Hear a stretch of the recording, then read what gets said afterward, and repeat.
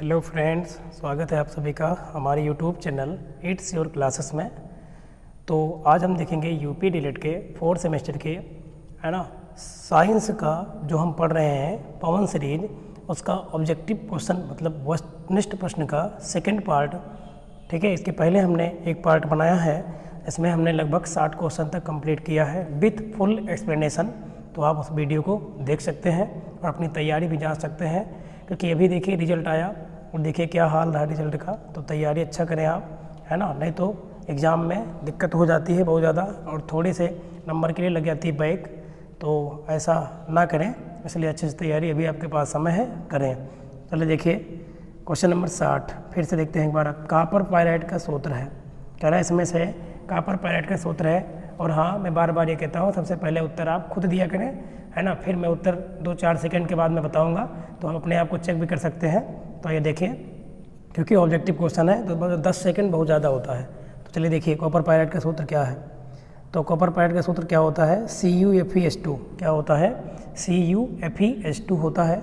ये Cu2S copper glance का सूत्र है, इसे भी कॉपर के क्या होते हैं, एस होते हैं।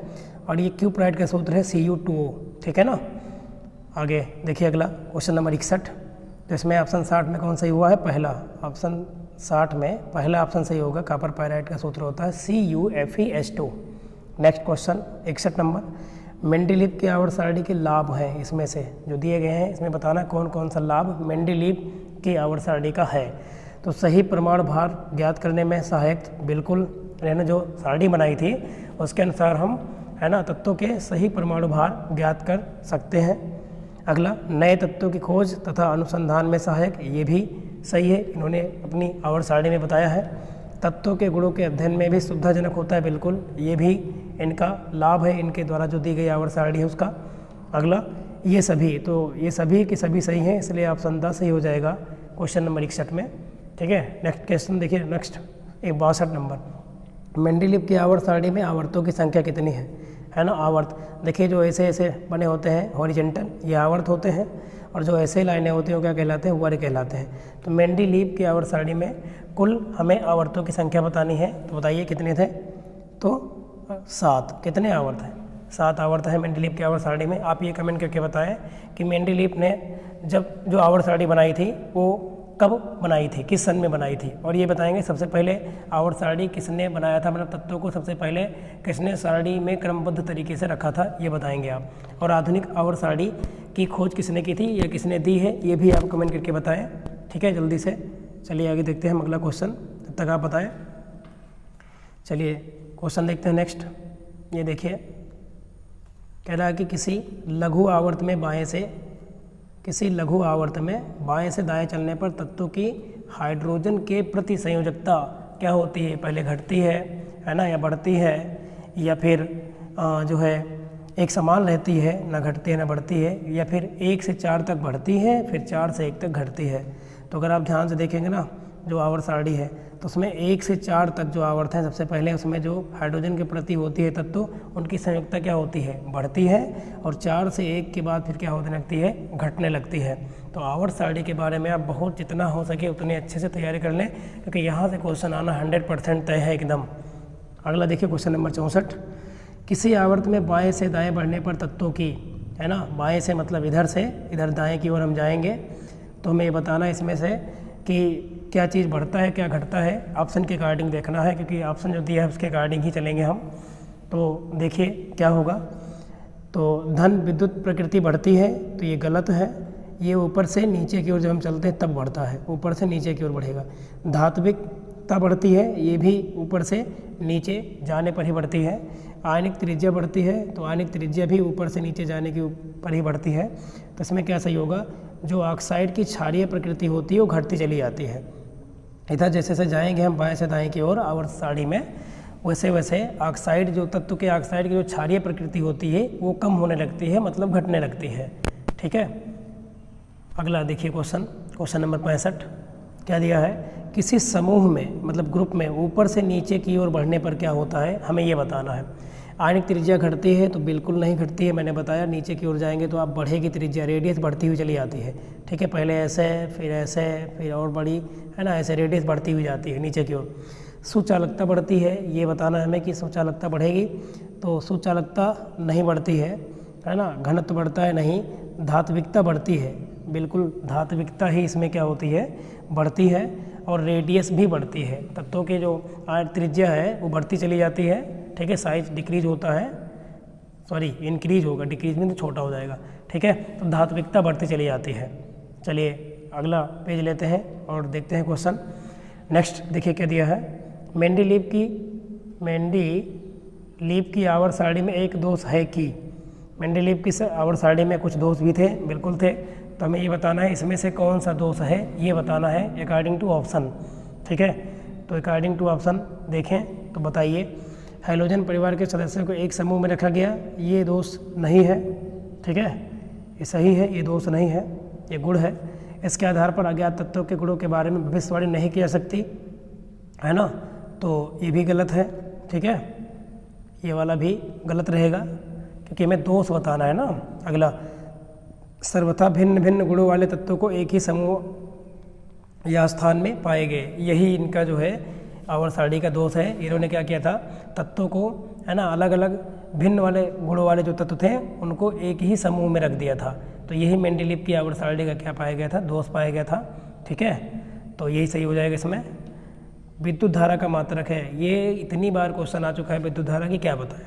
विद्युत धारा को किससे दिखाते हैं, आई से, ठीक है। आई बराबर सूत्र क्या होता है, मैंने पहले भी बताया था, फिर बता रहे हैं, Q/T, ठीक है। आवेश के प्रवाह की दर को क्या कहते हैं, विद्युत धारा कहते हैं। T यहाँ पे समय है और Q क्या है, आवेश है। तो आवेश के प्रवाह की दर को विद्युत धारा कहते हैं। और इसका मात्रक क्या होता है, Q आवेश, आवेश का मात्रक होता है कूलाम, आवेश का मात्रक क्या होता है, कूलाम। और T यहाँ बटे लगा है, और T का मात्रक समय, समय का मात्रक क्या होता है, सेकेंड। तो क्या होता है, कूलाम प्रति सेकेंड धारा का मात्रक होता है। अगर कूलाम प्रति सेकेंड ना दिया हो तो एम्पियर सही होगा, एम्पियर। और अगर एम्पियर ना हुआ था ऑप्शन में तो कूलाम प्रति सेकेंड अगर होता तो ये सही हो जाता, क्योंकि सूत्र होता है ना I बराबर Q/T। Q for coulomb, coulomb आवेश, मतलब आवेश का मात्रक होता है कूलाम। तो देखो ये कूलाम जो है आवेश का मात्रक है, साथ ही आप याद रखेंगे वोल्ट विभव या फिर विभवांतर का मात्रक है, ठीक है। और सेकेंड तो पता ही होगा आपको, समय का मात्रक है। तो इसमें ऑप्शन नंबर सा सही होगा, एम्पियर। धारा का मात्रक क्या होगा, एम्पियर। चलिए अगला पेज लेते हैं और बढ़िया से आराम से एक एक क्वेश्चन के बारे में डीपली पढ़ेंगे। क्वेश्चन नंबर 68 देखिए। 68 में क्या दिया है, शुष्क सेल में किस पदार्थ की छड़ एनोड का कार्य करती है ना। शुष्क सेल में कह रहा है कि जो कौन सी पदार्थ की छड़ होती है जो एनोड की तरह कार्य करती है, मतलब पॉजिटिव की तरह कार्य करती है। तो ये हमें बताना है। तो ये क्वेश्चन हम पहले भी पढ़े थे, जो कार्बन होता है, कार्बन ये होता है इसमें। ऑप्शन कैसा होगा, कार्बन, ठीक है। जर्मेनियम क्या है, जर्मेनियम क्या होती है, धातु की उपधातु। तो जर्मेनियम, एंटीमनी, है ना, ये सभी क्या है, उपधातु के में आते हैं। अगला 69 नंबर देखें। किस सेल को पुनः आवेशित किया सकता है, मतलब ऐसा कौन सा सेल है जिसको हम दोबारा से आवेशित, मतलब चार्ज में ला सकते हैं, चार्ज कर सकते हैं। तो आपने देखा होगा जो इन्वर्टर की बैटरियाँ आती हैं, सीसा संचायक सेल जिसे कहता है, ये होती है। शुष्क सेल को नहीं, ठीक है। वोल्टेज सेल भी नहीं होगा, ये डेनियल सेल भी नहीं होगा। तो इसमें ऑप्शन सही होगा सीसा संचायक सेल, जिसको हम पुनः आवेशित कर सकते हैं। नेक्स्ट 70 नंबर देखिए क्या दिया है।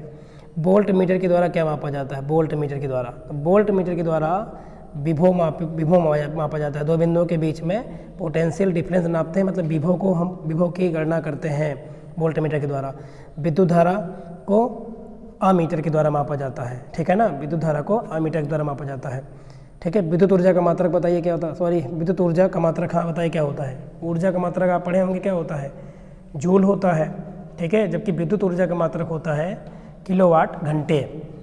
और आवेश, ये तो कूलाम का मात्रक है, ये आवेश का मात्रक क्या होता है, कूलाम होता है। क्लियर। आप ये बताएंगे हमें कि 1 किलोवाट घंटे में कितने जूल होते हैं, ये भी क्वेश्चन पूछ लेता है। 1 किलोवाट, है ना, घंटे में कितने जूल होते हैं ये बताना है। जल्दी से बताएं, नहीं भी हम बताएंगे, वैसे भी आप बताएं एक बार कितने होते हैं। तो आप नोट कर लेना कितना होता है 1 किलोवाट घंटे में कितने होते हैं। 3.6 गुणे 10 की घाते 6 जूल होता है 1 किलोवाट घंटे में, ठीक है। किलोवाट घंटा क्या होता है, विद्युत ऊर्जा, है ना, मापने की बड़ी इकाई होती है ना। जैसे कि घर में जो बिल आता है उसकी जो बिजली होती आती है उसकी गणना हम किलोवाट घंटे में ही करते हैं, फिर यूनिट के हिसाब से पैसे देते हैं। तो 1 किलोवाट घंटे में कितने जूल होते हैं? 3.6 × 10⁻6 जूल होता है। चलिए अगला देखिए 71 नंबर देखें आप। 71 में क्या दिया है? प्राचीन काल में चुंबक का उपयोग नाविक करते थे। क्या चीज़ का पता लगाने में करते थे? दूरी ज्ञात करने में? नहीं। समुद्री यात्रा में दिशा ज्ञात करने में? बिल्कुल, है ना। तो प्राचीन काल में चुंबक का उपयोग जो नाविक है वो समुद्री यात्रा में डायरेक्शन पता करने के लिए करते थे, दिशा ज्ञात करने के लिए करते थे। क्योंकि आपको पता होगा कि चुंबक के अंदर एक गुण पाया जाता है। चुंबक को जब हम किसी छोटे चुंबक को अगर हम लें और उसको बीच से बांध देंगे धागे से, है ना, तो क्या होता है? वो सदैव जो चुंबक होता है वो उत्तर और दक्षिणी, है ना, दिशा में क्या होता है? ठहर जाता है। तो ये दिशा ज्ञात करने के लिए, पवन का दिशा नहीं, ठीक है। तो समुद्री यात्रा में, क्योंकि नाविक लिखा है वैसे भी आप समझ सकते हो, नाविक मतलब, है ना, नाव चलाने वाले, तो ये होगा। अगला 72 नंबर, चुंबक के गुण हैं इसमें से, ये बताना है। तो चुंबक के गुण क्या होता है? चुंबक क्या करता है? उत्तर दक्षिण दिशा बताने वाला गुण होता है, बिल्कुल ये सही है। लौह चुंबकीय पदार्थों को अपनी ओर खींचता है, बिल्कुल, है ना। जो चुंबक होता है लोहे या लोहे से बनी हुई वस्तुओं को अपनी ओर क्या करता है? आकर्षित करने का कार्य करता है। तो इस प्रकार इसमें कौन सा ऑप्शन सही होगा? सा सही होगा, सा। और 71 वाले में बा सही था, ठीक है। चलिए अगला, अभी चुंबक के बारे में आपको हम और बताएंगे अगर समय रहा तो पेज पर। पहले अभी हम इन क्वेश्चनों कर लेते हैं फटाफट। 73 नंबर देखिए, चुंबकीय पदार्थों को चुंबकित किया जा सकता है। जो चुंबकीय पदार्थ है उसको हम चुंबकित कैसे कर सकते हैं?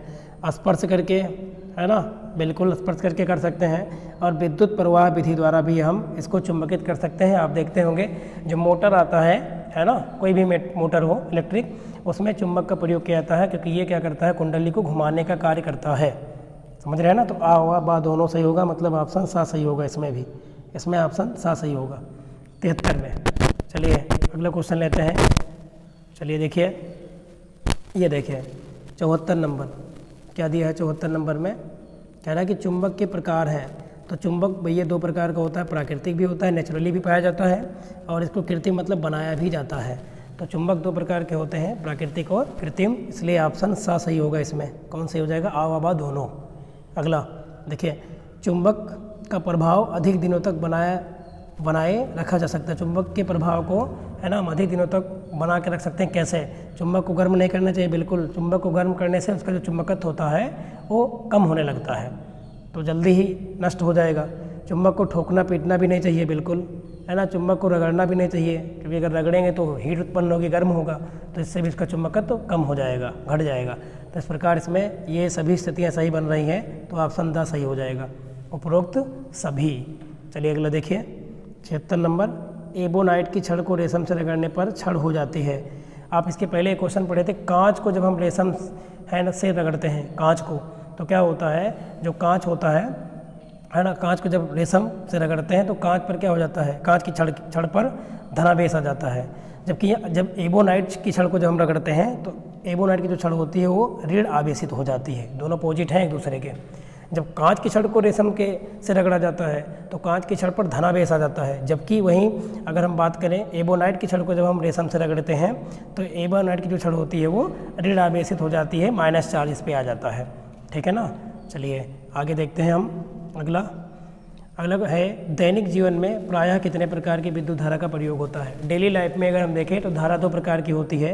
एसी बोले तो अल्टरनेटिंग करंट, है ना, जिसकी दिशा, है ना, और या फिर आप कहें कि धारा का मान क्या होता है? घटता बढ़ता रहता है, निश्चित नहीं होता। जबकि एक डीसी होती है जिसमें जो करंट होता है ना, एक निश्चित मान पर ही कार्य करता है, मतलब इसमें बदलता नहीं है।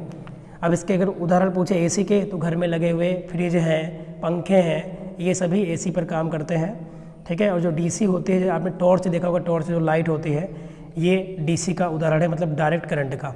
एसी मतलब अल्टरनेटिंग करंट, है ना, इसको कहते हैं हम। और इसको कहते हैं, इसको प्रत्यावर्ती धारा बोलते हैं हिंदी में एसी को।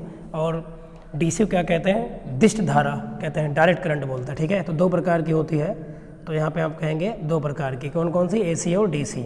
अगला, सेल के प्रकार हैं। सेल 2 प्रकार के होते हैं, ठीक है। प्राथमिक सेल, प्राइमरी सेल, और सेकेंडरी सेल। तो सेल 2 प्रकार के होते हैं, इसलिए इसमें ऑप्शन सा सही होगा, आ व बा दोनों, याद रखना। नेक्स्ट क्वेश्चन देखिए 83 नंबर, विद्युत धारा के ऊष्मीय प्रभाव का उपयोग होता है। विद्युत धारा के ऊष्मीय प्रभाव का प्रयोग इसमें से किस में होता है? विद्युत धारा का ऊष्मीय प्रभाव मीटर में नहीं, स्विच में भी नहीं होता, प्लग में भी नहीं होता, फ्यूज में होता है। क्योंकि फ्यूज में क्या बताओ आपको पता हो, एक वायर लगा होता है ना। ये क्या होता है? विद्युत धारा के ऊष्मीय प्रभाव की तरह पर कार्य करता है। क्योंकि जब कभी बिजली ना लाइट क्या होती है, जब तेज़ आ जाती है तो ये जो फ्यूज का तार होता है ये क्या होता है? पिघल जाता है और आगे धारा नहीं जा पाती, और जिससे घर में लगे हुए उपकरण क्या होते हैं? बच जाते हैं। आजकल तो MCB का प्रयोग किया जा रहा है, आप बताएंगे है ना कमेंट में MCB का फुल फॉर्म क्या होता है? कमेंट में बताएं आप जल्दी से, ठीक है। तो इसमें ऑप्शन सा सही होगा 83 में, फ्यूज में। ओके, चलिए अगला देखिए। अगला आ गया आप बायो से रिलेटेड क्वेश्चन। रुधिर कणिकाएँ हैं, ठीक है। रुधिर कणिकाएँ इसमें से कौन कौन होती हैं? तो ब्लड में आपको मैंने बताया है ब्लड दो प्रकार, ब्लड के दो भाग होते हैं। एक होता है प्लाज्मा, एक क्या होता है? प्लाज्मा। और दूसरा क्या होता है? दूसरा होता है जो है ब्लड मतलब रक्त कणिकाएँ क्या होते हैं? दूसरे पार्ट में रक्त कणिकाएँ होती हैं, ठीक है। और प्लाज्मा में अगर बात करें तो प्लाज्मा में 90% तक, प्लाज्मा में 90% तक क्या होता है? जल ही होता है, यह हल्के पीले रंग का होता है, ठीक है। और भिन्न प्रकार के इसमें 10% में प्रोटीन पाए जाते हैं प्लाज्मा के अंदर। जबकि जो रक्त कणिकाएँ होती हैं उसमें 3 प्रकार हैं। कौन कौन सी? लाल रुधिर कणिकाएँ मतलब RBC, WBC मतलब वाइट ब्लड सेल्स, श्वेत रुधिर कणिकाएँ और प्लेटलेट्स, ये होती हैं, ठीक है। तो इस प्रकार इसमें ऑप्शन 10 सही होगा, उपरोक्त तो सभी। तो रुधिर कणिकाएँ 3 प्रकार की होती हैं, लाल रुधिर कणिकाएँ, श्वेत रुधिर कणिकाएँ और रुधिर प्लेटलेट्स, ठीक है। चलिए आगे बढ़ते हैं हम और देखते हैं अगला। देखिए ये दिया है, लाल रुधिर कणिका का जीवन काल कितना होता है? जो रेड ब्लड सेल्स होते हैं या कैप्सल्स भी बोलते हैं, इनका जीवन काल कितना होता है? इनकी लाइफ कितनी होती है? लाइफ सर्कल तो बताइए कितना होता है? आप पढ़े होंगे 20 से 120 दिन तक होता है। तो इसमें 20 तो दिया नहीं, 120 दिन ही सही होगा, ठीक है। तो ये तो गलत होंगे, ऑप्शन A सही होगा, ठीक है। आप ये बताएं, जब ब्लड में RBC की मात्रा क्या होती है? बढ़ती है, बढ़ जाती है, तो क्या होता है? कौन सी बीमारी हो जाती है? और जब कम हो जाती है RBC की मात्रा, तब बताइए कौन सी बीमारी होती है? कमेंट करके, क्योंकि ये भी क्वेश्चन कहीं ना कहीं पूछा जाता है आपसे। अगला जब तक देखिए आप 86 नंबर। मनुष्य के रुधिर में प्रोटीन पदार्थ होते हैं, कौन कौन से? तो प्रतिजन भी होता है और प्रतिरक्षी, ये दोनों के दोनों होते हैं। एंटीबॉडी भी होता है और एंटीजन भी होता है। तो A व B दोनों सही होगा, इसमें सा वाला सही हो जाएगा। ओके, आप इसका बताइए क्या होना चाहिए जल्दी से, नहीं तो लास्ट में कमेंट करके बताना कि RBC के जब मान बढ़ जाता है ब्लड में तो क्या होता है? कौन सी बीमारी? और जब घट जाती है तो क्या होता है? कौन सी बीमारी? ये बताएंगे आप। Next 87 number. किस प्रकार का रुधिर बैंक में रखा जाता है? ब्लड बैंक में किस प्रकार के ब्लड को रखा जाता है? विषाणु से मुक्त बिल्कुल, जीवाणु से मुक्त बिल्कुल, प्रोटोजोआ से भी मुक्त बिल्कुल। तो इस प्रकार इसमें सब सही है। तो उपरोक्त सभी प्रकार का जो रुधिर होता है उसको हम रुधिर बैंक में मतलब ब्लड बैंक में रखते हैं। चलिए आगे बढ़ते हैं। अगला देखिए क्वेश्चन नंबर 88। रुधिर का थक्का, ब्लड का जो क्लोट होता है ना, बनाने वाली रुधिर कणिका का नाम क्या होता है? कौन सी रुधिर कणिका होती है जो क्या करती है? ब्लड का क्लोट करती है, मतलब रुधिर का थक्का बनाने काम करती है। तो लाल रुधिर कणिका गलत है, ये भी गलत है। प्लेटलेट्स जो होती हैं ब्लड में, रुधिर कणिका में जो प्लेटलेट्स होती हैं, ये क्या करती हैं?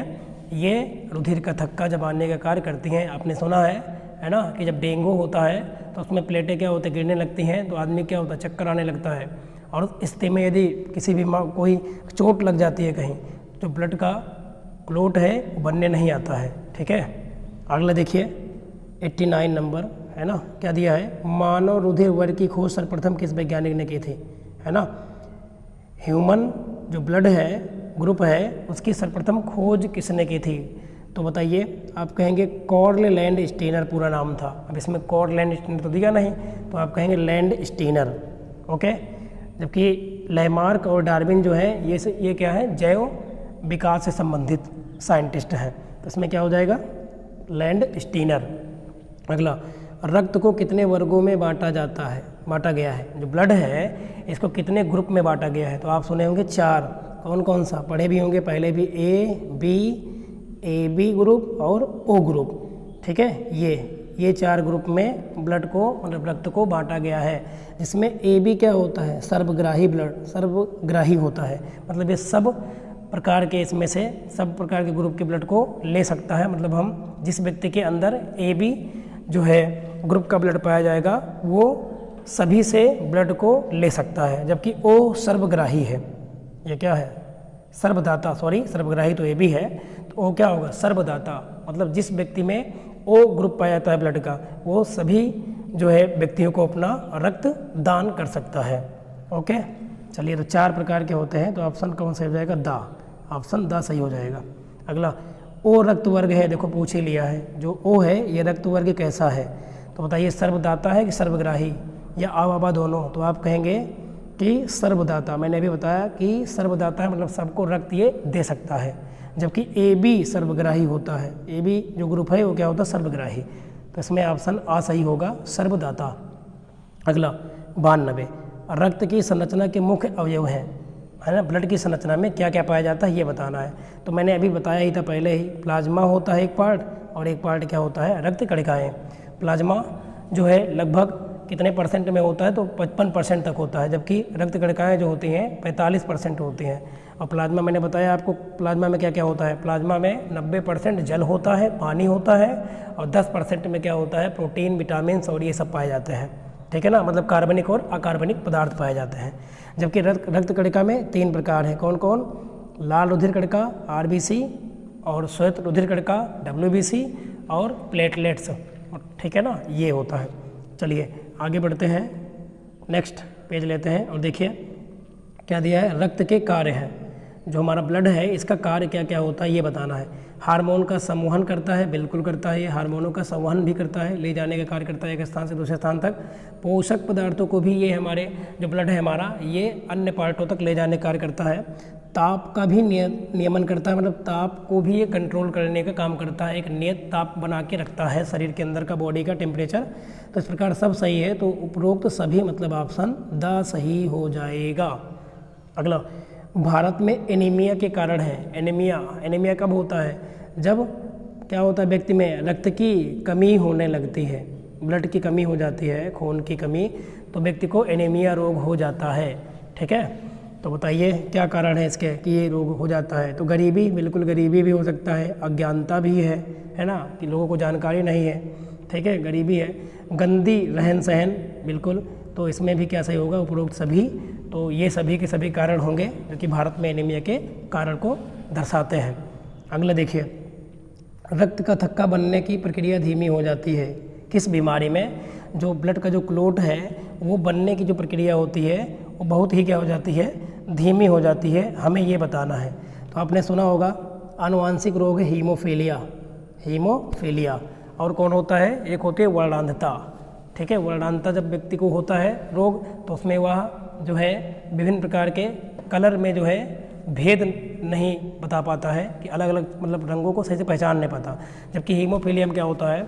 हीमोफीलिया रोग में जो है रक्त का थक्का नहीं बनता है, मतलब धीमी हो जाती है, बहुत ही स्लोली ये जो ब्लड है। जैसे मान लो अगर व्यक्ति को चोट लग गई, अगर इसको ये रोग है, आनुवांशिक रोग है, मतलब ये पीढ़ी दर पीढ़ी ट्रांसफ़र होता रहता है, ला इलाज बीमारी जिसको कह सकते हैं हम, इसका इलाज नहीं है, ठीक है? तो चलिए अगला, एनीमिया में नहीं, एनीमिया में तो रक्त की कमी हो जाती है। और थैलेसीमिया में क्या हो जाती है? थैलेसीमिया में जो हमारी RBC है, RBC उसकी मात्रा कम हो जाती है, ठीक है ना, वो कम होने लगती है, उनका जो जीवन काल है वो कम हो जाता है। जैसे 20-120 दिन होता है, वो बहुत जल्दी पे डेथ होने लगती है थैलेसीमिया रोग में। अगला, WBC कम हो जाती है किसमें? किस बीमारी में WBC कम हो जाती है? तो WBC जो कम होती है वो थैलेसीमिया में ही हो जाती है। किस में हो जाती है ना? थैलेसीमिया में, कि बताएंगे आप किस में होना चाहिए? इसमें थैलेसीमिया में नहीं होगा, श्वेत कण कोशिकाहीनता इसमें होगा, ठीक है? चलिए अगला पेज लेते हैं, नेक्स्ट देखिए, WBC कम हो जाती है तो अभी आपने पढ़ा, सा सही होगा इसमें। जो लीवर सिरोसिस रोग का कारण क्या है ना? लीवर सिरोसिस जो रोग होता है, तो इसमें मैं ये बताना किससे होता है? तो लीवर सिरोसिस रोग का कारण हीमोफीलिया होता है, हीमोफीलिया। इसमें व्यक्ति को ब्लड का क्लोट जो होता है बहुत धीरे धीरे होने लगता है। नेक्स्ट अगला, एड्स का पूरा नाम बताना है, बहुत ही इंपॉर्टेंट एड्स है, सबको पता होगा क्या होता है? एक्वायर्ड इम्यूनो डिफिशियंसी सिम्टम, ये गलत है। एडिशनल इम्यूनो डिफिशियंसी सिंड्रोम, ये भी गलत है। क्या होगा सही? एक्वायर्ड इम्यूनो डिफिशियंसी सिंड्रोम होता है, सिंड्रोम, ऑप्शन सा सही होगा। सिंड्रोम का मतलब क्या होता है? ग्रुप ऑफ डिजीजेस, मतलब बहुत सारी बीमारियों का एक समूह होता है।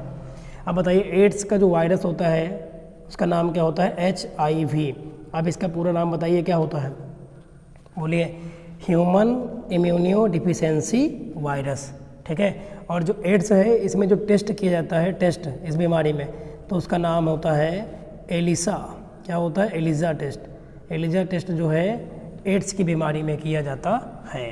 चलिए आगे बढ़ते हैं क्योंकि समय भी देखना है। अगला, विश्व एड्स दिवस कब मनाया जाता है? तो विश्व एड्स दिवस 1 दिसंबर को हर वर्ष मनाया जाता है, याद रखना, ठीक है। विश्व एड्स दिवस क्या होता है? हर वर्ष 1 दिसंबर को मनाया जाता है। अगला 100 नंबर क्वेश्चन देखिए, सर्वप्रथम एड्स वायरस कब देखा गया? ठीक है, तो सर्वप्रथम कह रहा है कि एड्स वायरस कब देखा गया? तो 1981 में देखा गया था, शायद अमेरिका में। आप बताएंगे इसको, है ना, अमेरिका में शायद किसी व्यक्ति को में सबसे पहले पाया गया था 1981 में। अगला, HIV से प्रभावित होने वाली कोशिका का नाम। जब HIV होता है मतलब एड्स, है ना, इसमें इसका जो वायरस होता है HIV है, तो ये T4 जो लिम्फोसाइट्स होती हैं WBC के पार्ट में, उसको ये क्या करती है? हानि पहुंचाने का कार्य करती है, ठीक है। अगला, एड्स के उपचार की औषधि क्या है? तो वैसे तो एड्स का अभी तक क्लियरली, है ना, इलाज नहीं हो पाता, लेकिन एक दवा है जो थोड़ा बहुत कंट्रोल करती है, इसका नाम है जाइडोबुटाइन। क्या नाम होता है? जाइडोबुटाइन, आप याद रखेंगे। इंसुलिन क्या है? इंसुलिन एक हार्मोन है, आप पढ़े होंगे। इसकी जब कमी हो जाती है तो व्यक्ति में क्या हो जाता है? मधुमेह रोग हो जाता है, डायबिटीज, जिसे हम ऐसे लैंग्वेज में, दैनिक लैंग्वेज में क्या कहते हैं? शुगर। इंसुलिन जो होता है ये बनता कहाँ है? तो हमारा जो अग्नाशय है, अग्नाशय, उसकी जो बीटा सेल्स होती हैं वो इंसुलिन बनाने का कार्य करती हैं। जब ये बनाना कम कर देती हैं तो व्यक्ति में कौन सा रोग हो जाता है? मधुमेह रोग हो जाता है, डायबिटीज हो जाता है, ठीक है। फिर बाहर से हमें जो है इंसुलिन का लेना पड़ता है, हार्मोन बाहर से ही इंजेक्शन के रूप में, ठीक है। अगला देखिए, एड्स की सिरमी जांच के लिए, मतलब एड्स की जांच के लिए निम्नलिखित में से उपयुक्त विधि या परीक्षण कौन सा है ये बताना है। तो अभी पढ़ाया था हमने एलिसा किट। एलिसा किट होता है मतलब एलिसा टेस्ट होता है, ठीक है। एड्स की बीमारी में जो परीक्षण किया जाता है उसका नाम होता है एलिसा। आप बताएंगे टाइफाइड की बीमारी में जो टेस्ट होता है उसको क्या कहा जाता है? जल्दी बताएं आप। टाइफाइड में, टाइफाइड बोले तो मियादी बुखार, मतलब जो व्यक्ति में हो जाता है तो लगातार होता ही रहता है ना, छोड़ता नहीं है, छोड़ता है फिर हो जाता है, ये फीवर टाइफाइड। तो बताइए, तो टाइफाइड में ही जो होता है उसका में जो टेस्ट होता है उसका नाम होता है बिडाल। क्या नाम होता है? बिडाल। तो बिडाल जो टेस्ट होता है वो टाइफाइड में किया जाता है। चलिए आगे बढ़ते हैं हम और इसका लास्ट पेज लेते हैं। उसके बाद अभी आप रोकेंगे, थोड़ा सा ब्लड और चुंबक के बारे में आपको और बताते हैं क्योंकि क्वेश्चन कहीं से भी बन सकता है। 104 नंबर, एड्स से बचने के लिए सावधानियां हमें बरतनी चाहिए, कौन कौन सी? शिक्षा, बिल्कुल शिक्षित होना बहुत ज़रूरी है ना, क्योंकि शिक्षा के अभाव में तो बहुत सारी बीमारियां हो जाती हैं, अंधविश्वास बहुत ज़्यादा बना रहता है। एवं सुरक्षित स्त्री सहवास, मतलब यौन संपर्क जो है बनाने से पहले इसलिए कहा जाता है कि प्रयोग करें किसका? कंडोम का प्रयोग करें। अगला, कंडोम की व्यवस्था व सही उपयोग, बिल्कुल। सुरक्षित रक्त संचरण, कहने का मतलब है किसी भी व्यक्ति को अगर आप ब्लड चढ़ा रहे हैं डॉक्टर, तो पहले हमें चेक करना चाहिए कि उस व्यक्ति को एड्स की बीमारी तो नहीं है, क्योंकि अगर एड्स से वो पीड़ित व्यक्ति था और उसका ब्लड अगर किसी सामान्य व्यक्ति में चढ़ा दिया जाता है तो उस व्यक्ति को भी एड्स हो जाएगा, ठीक है। तो इसके सभी कारण है, मतलब ऑप्शन द सही होगा, उपरोक्त सभी। अगला, 1984 में किस वैज्ञानिक ने HIV का आविष्कार किया, ये बताना है। तो उनका नाम था क्या नाम था उनका? तो अगर बात करें उनका नाम था तो रॉबर्ट सी शायद गैलो था, नहीं सी शायद नहीं, यही सही है ना, रॉबर्ट सी गैलो नाम था उनका। इन्होंने 1984 में क्या किया था? HIV का आविष्कार किया था। अगला लास्ट क्वेश्चन है ऑब्जेक्टिव का, क्या दिया है? प्राथमिक उपचार में कौन कौन से गुण होने चाहिए? प्राइमरी किसी का अगर हमें क्या करना है, उपचार करना है, तो उसमें कौन कौन से गुण होने चाहिए उसके? क्रिया में तत्परता, बिल्कुल, है ना। मधुर स्वभाव, ये भी होना चाहिए। कौशल एवं सहनशीलता भी होनी चाहिए। तो इस प्रकार सभी गुण सही हैं, तो उपरोक्त सभी सही हो जाएगा, ठीक है। तो ये है अपना चैनल जिसका नाम है इट्स योर क्लासेस। यदि आपको क्लासेस पसंद आती हैं तो आप सब्सक्राइब कर लेना, ठीक है, लाइक कर दिया करें, कमेंट कर दिया करें।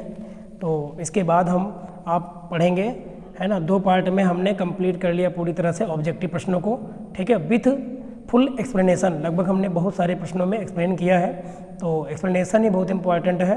तो यदि अभी तक आपने कुछ भी नहीं पढ़ा है, फिर भी अगर आप सही से एक्सप्लेनेशन और आप लिख लिख के याद करते हैं, तो मैं 100% कह सकता हूँ एग्ज़ाम में आपका बैक लगेगा ही नहीं, किसी भी सब्जेक्ट में, चाहे जो विषय हो। अगर आप खुद से पढ़ रहे हैं और लिखते हैं उसको लिख कर, तो मैं बता रहा हूँ चाहे वो जो विषय होगा, आप अच्छे से स्कोर करके आएंगे एग्जाम में। आप पढ़ेंगे इसके बाद हम अति लघु उत्तरीय प्रश्न, जो कि नेक्स्ट वीडियो में लाएंगे, 1-2 पार्ट में अति लघु उत्तरीय प्रश्न। एकदम लेटेस्ट सीरीज है, आप देख ही रहे होंगे, है ना, पवन सीरीज। तो चाहे पवन सीरीज पढ़ो चाहे राजन सीरीज पढ़ो, हमें उससे मतलब नहीं है, हमको मतलब होना चाहिए केवल क्वेश्चन से और क्वेश्चन के लेवल से और प्रीवियस ईयर के क्वेश्चन कैसे आते हैं उससे। और चलिए, तो थोड़ा सा आप 2 मिनट समय दें, 5 मिनट, आपको हम ब्लड के बारे में थोड़ा और बता देते हैं, ठीक है, क्योंकि इम्पॉर्टेंट है। आप देख ही रहे हैं एग्जाम में आ सकता है ब्लड। ब्लड बोले तो क्या, रुधिर या फिर रक्त कहते हैं, ठीक है ना। अगर आपसे पूछे कि इसको मापा कैसे जाता है रुधिर को, तो उसका नाम होता है हीमोसाइटोमीटर, है ना, हीमोसाइटोमीटर से इसको मापा जाता है ब्लड को, ठीक है, हीमोसाइटोमीटर से, ठीक है। और ब्लड में जो है क्या होता है, हीमोग्लोबिन प्रोटीन, हीमोग्लोबिन प्रोटीन पाया जाता है। इसी के कारण क्या होता है, लाल रंग होता है, पिगमेंट पाया जाता है ब्लड में हीमोग्लोबिन, जिसके कारण ब्लड का रंग क्या होता है, लाल होता है। ये भी क्वेश्चन पूछा गया है। इसमें हीम का मतलब होता है क्या, आयरन, मतलब लोहा, और ग्लोबिन का मतलब होता है प्रोटीन, मतलब आयरन युक्त प्रोटीन, ठीक है। अब अगर बात करें कि इसका पीएच मान कितना होता है, तो आपको पता होगा इसका पीएच मान होता है 7.4, और 7.4 होने से मतलब है हल्का सा क्षारीय। क्या होता है ये, हल्का क्षारीय होता है, ठीक है, हल्का सा क्षारीय होता है, मतलब बेसिक होता है, बेसिक नेचर का। क्योंकि आप पढ़े होंगे कि क्या होता है, 7 से 7 अगर है तो क्या होता है, उदासीन होता है, ठीक है। शुद्ध जल का पीएच मान 7 होता है, उदासीन होता है। 7 से ऊपर जाता है तो क्षारीय, और 7 से नीचे जाएगा तो क्या होता है, अम्लीय होता है, आप जानते हैं। उसके बाद अगर बात करें और हम कि ब्लड के पार्ट क्या क्या होते हैं, तो ब्लड के 2 पार्ट हैं, है ना। पहला पार्ट होता है प्लाज्मा, पहला क्या होता है, प्लाज्मा, ठीक है। दूसरा क्या होता है, रक्त कणिकाएँ, क्या होते हैं, रक्त कणिकाएँ। और रक्त कणिकाएँ देखिए प्लाज्मा में क्या होता है, प्लाज्मा में अगर बात करें तो 90% जल होता है, 90% जल। अगर प्लाज्मा की बात करें, प्लाज्मा ब्लड में कितना होता है, तो 55%। ब्लड में प्लाज्मा की मात्रा 55%। देखो कोई भी चीज़ अपने आप में 100 होता है, जिसमें से 55% इसमें प्लाज्मा है, तो 45% में क्या होती हैं, रक्त कणिकाएँ होती हैं। अब प्लाज्मा में बात करें तो प्लाज्मा में 90% जल होता है, और 10% जो बचा होता है, कोई चीज़ अपने आप में 100 होता है मैंने बताया, 10% में क्या होता है, कार्बनिक और अकार्बनिक पदार्थ पाए जाते हैं, कार्बनिक और अकार्बनिक पदार्थ, जिसमें कि जैसे विटामिन है, प्रोटीन है, ये सभी पाए जाते हैं, ठीक है। ये होता है प्लाज्मा के अंदर। और प्लाज्मा का रंग क्या होता है, हल्का सा पीला होता है, ठीक है। अब रक्त कणिका में 3 है पार्ट, कौन कौन से, RBC, ठीक है, RBCS भी कहीं कहीं लिखा होता है, रेड ब्लड कॉर्पसल्स, मतलब लाल रुधिर कणिकाएँ। दूसरा है रक्त कणिका में कौन सा, WBC या फिर WBCS सफिक्स में, है ना, वाइट ब्लड कॉर्पसल्स, मतलब श्वेत रुधिर कणिकाएँ। और तीसरा होता है प्लेटलेट्स, क्या होता है, प्लेटलेट्स होता है, ठीक है। तो ये होता है। अगर बात करें RBC का साइंटिफिक नेम क्या होता है, तो आप कहेंगे क्या होता है, एरिथ्रोसाइट। WBC क्या होता है, WBC का आप बताएं। और प्लेटलेट्स का क्या होता है, थ्रोम्बोसाइट्स, क्या होता है, थ्रोम्बोसाइट्स। WBC का आप कमेंट करके बताएं जल्दी से, ठीक है। तो ये तो रहा ब्लड के बारे में पूरा। अब अगर हम बात करें चुंबक के बारे में, मैंने कहा था ना बताएंगे हम आपको अभी लास्ट में, तो चुंबक के बारे में जान लें आप थोड़ा सा, क्योंकि ये भी आपके इसमें टॉपिक में है, बहुत इंपॉर्टेंट है, एग्जाम में आ सकता है चुंबक। तो चुंबक के बारे में अगर बात करें, जैसे कि ये चुंबक है, बनाया हमने, एक चुंबक है ये। चुंबक में 2 ध्रुव होते हैं, नॉर्थ और साउथ, ये उत्तरी और दक्षिणी ध्रुव। अब अगर यहाँ पे हम बात करें कि इसमें जो चुंबक है, तो ये क्या करेगा, लोहे या लोहे से बनी हुई वस्तुओं को क्या करेगा, अपनी ओर आकर्षित करेगा। तो देखो चुंबक में क्या होती है, चुंबकीय बल रेखाएं जो निकलती हैं, ये उत्तरी ध्रुव से निकलती हैं और दक्षिणी ध्रुव में प्रवेश कर जाती हैं, ये ऐसे और ऐसे, ये, ठीक है, ये चीज़ है। और ये एक दूसरे को कहीं पर काटती भी नहीं है, मतलब परिच्छेद भी नहीं करती हैं, ये होती हैं चुंबकीय बल रेखाएं, ठीक है। ये दूर दूर होती हैं, इनके बीच में गैप होता है, ये एक दूसरे को कहीं पर काटती नहीं है। अगर हम बात करें इसे चुंबक को हम काट दें, है ना, चुंबक को हम काट दें, तो इसके 2 पार्ट हो जाएंगे, कितने पार्ट हो जाएंगे काटने पर? 2 पार्ट हो जाएगा, ये ऐसे और ऐसे। तो इसका जो चुंबक का गुण है, मतलब ये ध्रुव वाला, ये हटता नहीं है, मतलब ये नॉर्थ हो जाएगा तुरंत, ये साउथ हो जाएगा काटने के बाद, ये इसमें नॉर्थ हो जाएगा और ये साउथ हो जाएगा। और जो समान ध्रुव होते हैं जैसे कि नॉर्थ और नॉर्थ है ना, उत्तरी उत्तरी ध्रुव, तो ये क्या करेगा? ये करेगा प्रतिकर्षित। ये क्या करेगा? प्रतिकर्षित करेगा, मतलब दूर हटाएगा, हट जाएगा। और अगर एक नॉर्थ है ना, और एक क्या है? साउथ है, एक उत्तरी है ध्रुव और दक्षिणी ध्रुव, तो ये क्या करेगा? एक दूसरे को अपनी ओर आकर्षित करेगा। क्या करेगा? आकर्षित करेगा। ठीक है, तो चलिए, और इसके बारे में चुंबक कितने प्रकार के होते हैं? 2 प्रकार के, प्राथमिक नहीं, कृत्रिम और प्राकृतिक, 2 प्रकार के चुंबक होते हैं। तो आशा करता हूँ क्लास आपको बेहद पसंद आई होगी, क्योंकि मैंने बहुत ही आराम से एक एक क्वेश्चन का एक्सप्लेनेशन किया है। यदि आप ध्यान से 1-2 बार वीडियो को देख लेते हैं तो मैं बता रहा हूँ 100% बहुत सारे क्वेश्चन याद हो जाएंगे। लेकिन एक काम आप करेंगे, लिखेंगे ज़रूर, है ना, क्योंकि जब तक सही से लिख के नहीं पढ़ेंगे याद होगा नहीं। ऐसे पढ़ने से कुछ नहीं फ़ायदा होने वाला है। तो चलिए बस यहीं तक रखते हैं। तो आप लगातार हमसे बने रहे अंत तक, अभी तक पूरा, इसलिए आप सभी का बहुत बहुत धन्यवाद। अगर पसंद आई हो क्लास तो आप एक बार लाइक कर देना। ठीक है, चलिए, धन्यवाद आप सभी का।